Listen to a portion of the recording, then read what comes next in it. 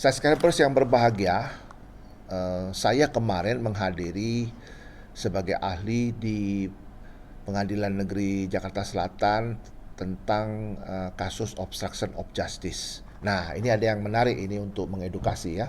Pertama-tama saya menemukan istilah saksi ahli. Nah, menurut saya kalau sebutan saksi ahli itu nggak pas. Yang benar itu adalah ahli saja. Karena saksi itu hanya didapatkan dalam istilah orang yang memiliki kapasitasnya mengetahui, merasakan, mendengar, melihat sendiri itu. Jadi artinya itu saksi itu harusnya saksi fakta seperti itu, bukan saksi ahli. Nggak ada seperti itu ya. Nah, yang ada tuh ahli. Nah, yang lebih parah lagi, udah salah itu terus ditambah lagi saksi ahli meringankan. Nah, itu saya lebih kaget lagi. Ini saya ketemu di online ya, di streaming itu menulis seperti itu. Uh, Terdakwa menghadirkan saksi ahli meringankan. Waduh, saya tambah bingung lagi gitu ya. Apa yang disebut dengan saksi ahli yang meringankan? Tidak ada ya, yang ada itu ahli. Titik. Tidak ada yang disebut dengan meringankan, memberatkan dan lain sebagainya.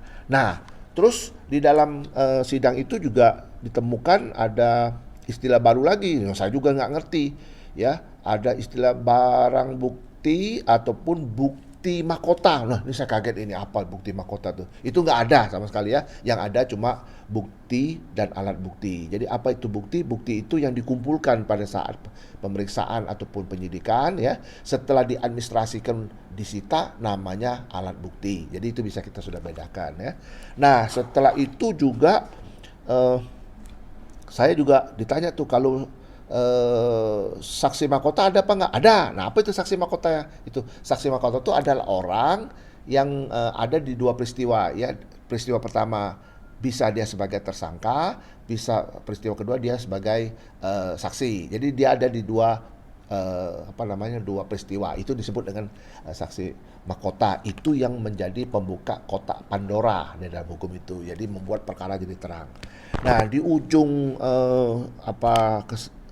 saya memberikan keterangan ahli itu ya, hakim ada ngomong juga tuh mengenai ini ada kubu-kubuan nih, ahli dari JPU, ahli dari pengacara ya, dari advokat gitu loh.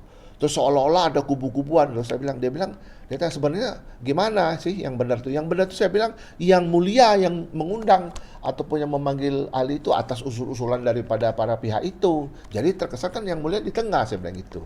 Nah, itu yang mestinya yang terjadi di dalam pengadilan. Tapi prakteknya kayaknya tidak pernah terjadi seperti itu. Saya tidak tahu ya, apakah cara berpikirnya itu beda atau bagaimana. Tapi menurut saya yang fair itu dari hakim. Karena hakim itu kan yang mengadili. Hakim itu yang di tengah seperti itu. Secara dasolannya begitu, secara dasainnya juga mesti seperti itu. Jadi apa yang kita cita-citakan hukum itu bisa ditegakkan itu, yang harusnya wujudnya itu ya seperti itu supaya terjadi ada kepastian, ya, ada keadilan, ada juga yang disebut dengan manfaat. Nah gitu. Mudah-mudahan apa yang saya mau sampaikan ini menambah wawasan kita semua. Tetap semangat dan sukses.